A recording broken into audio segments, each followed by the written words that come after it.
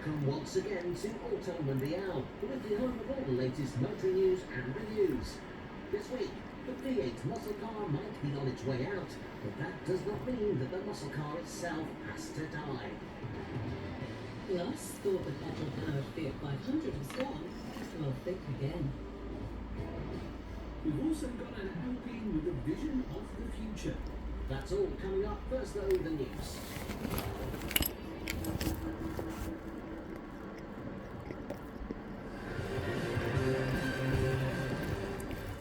Set up as the main factory producing Vauxhall's lineup of small cars in 1962, the Ellesmere Port factory has lived through a long history over the last 60 years.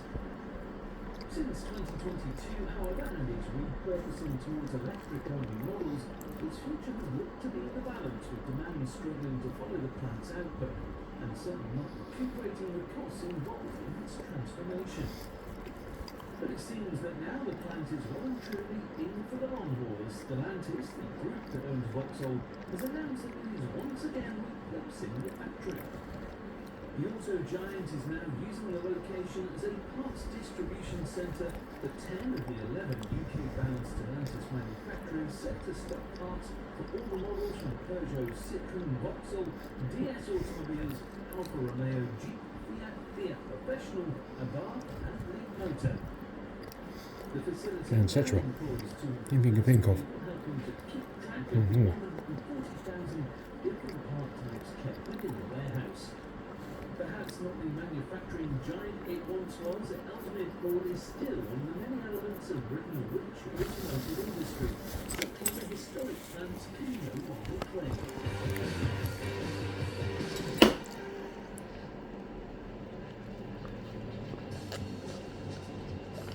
Mind-bending power figures, instant torque, acceleration to send your organs rearwards. It's no secret that battery electric vehicle tech comes pretty close to the old-school model of the American muscle car. It even matches the V8 love's short range between pit stops. And so, surprise, surprise, as muscle car manufacturing icon Dodge has launched its new shape Charger as an all-electric sports coupe with well over 670 brake horsepower. Well, they had to, didn't they? The Charger is not just a coupe, it's also available as a four-door saloon. Yes, the Charger has returned to its pre-overhaul roots with plenty of space for four aboard a gut-wrenchingly powerful platform built in equal measures for the school run and the drag stroke. Visually, this new four-door Charger is pretty much just a two-door sibling. But what else could you expect? Of course, we prefer the agile look that the coupe provides rather than this elongated bus. But in terms of practicality for the common Joe, this model should fulfill its role a little better. Inside, it's very much the same story. The Charger retains its LED-heavy cabin full of screens, ambient lighting, and illuminated haptic feedback controls. Behind all of that, though, is a nicely decorated set of buckets and a plush bench behind that. Both rows of seats get decent legroom and headroom, but while not SUV rivaling, is better than the coupe model. Yes, it might sound like Dodge has strapped a booster jet to a V8 engine aboard the four-door Charger, but much like the two-door model, it's very much an EV. This blaring startup procedure, simply amplified by the manufacturer's fracsonic exhaust, essentially a bit of plumbing with a speaker hidden deep inside. Indirectly making that To sound like a classic Charger still. all four wheels thanks to a pair of electric motors. There's a sound unit through the exhaust. The battery gives the Charger its 240-mile range in step-pack form. While that doesn't sound like a lot, it is enough in distance in between charging stops to sit the Charger alongside perhaps its closest rival, the BMW i5 in M64. The Bavarian model exceeds the American muscle car's range by about 15 miles despite a smaller 84.3 kilowatt-hour battery. Dual motors and all. allow for 593 brake horsepower and speedy acceleration to 62 from a standstill in just 3.3 seconds. That's all a little less formidable than its American rival, but realistically, you never notice the difference on the road. One thing you will notice when out and about, however, is the Beamer's looks.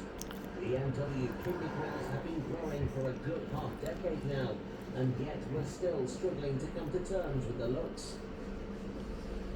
The same can be said for the rest of the car, as where the Dodge is a sleek throwback to yesteryear, full of flowing lines and curvaceous details, the i5 feels like an oversized mess of jagged angles.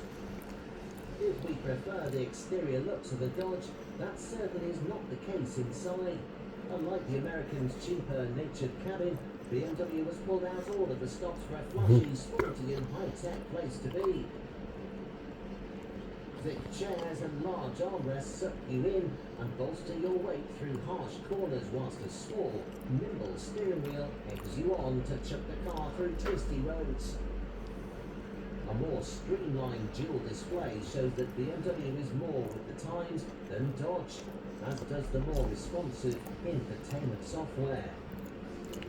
An executive model at its core, the i5 is also quite a bit larger inside than the Charger, and so, be it in the front or the back, you would expect the latest sporty electric German saloon to fit 4 adults with ease. The price for all this extra interior comfort?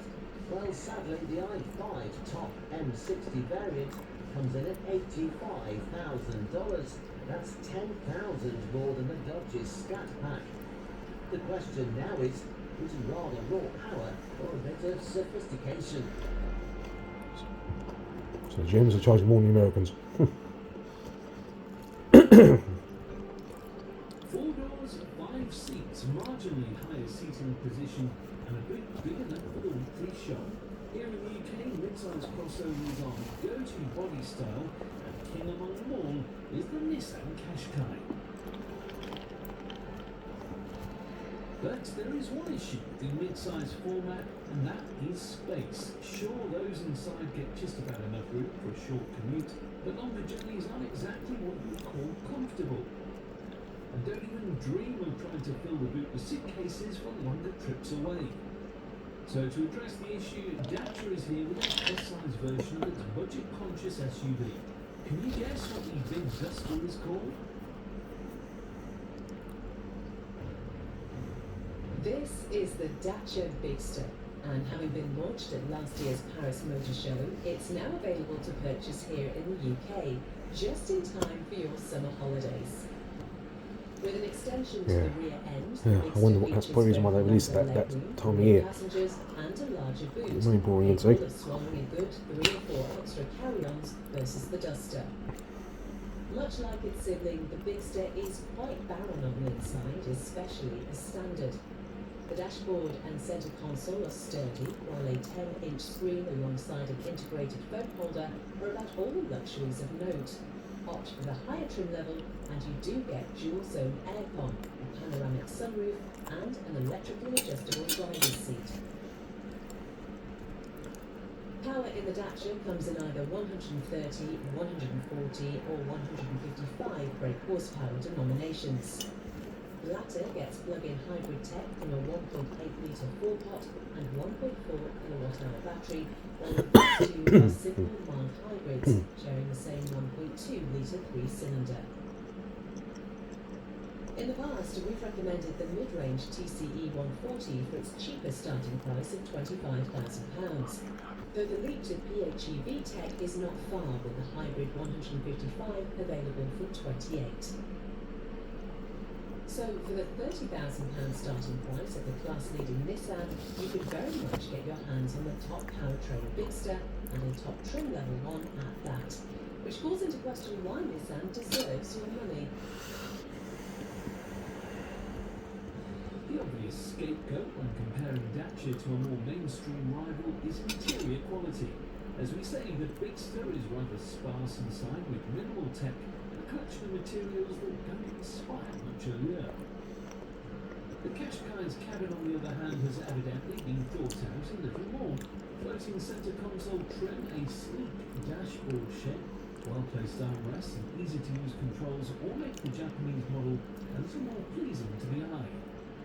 And no, it isn't a case of form over function, as niceties like adaptive cruise control, this large 12-inch screen with Google built in, plus a whole heap of safety features. Anything has Google in it, proper chargers in. You wouldn't be able to have that, you know. Two-tone full-screen Fancy Bose speaker set all come at an extra cost, with high trim levels exceeding the £40,000 barrier. That's £10,000 more than the top Dacia. Power in the Qashqai comes in either 1.3-litre four-cylinder mild hybrid form or from a 1.5-litre full hybrid dubbed the e-Power. The full fat model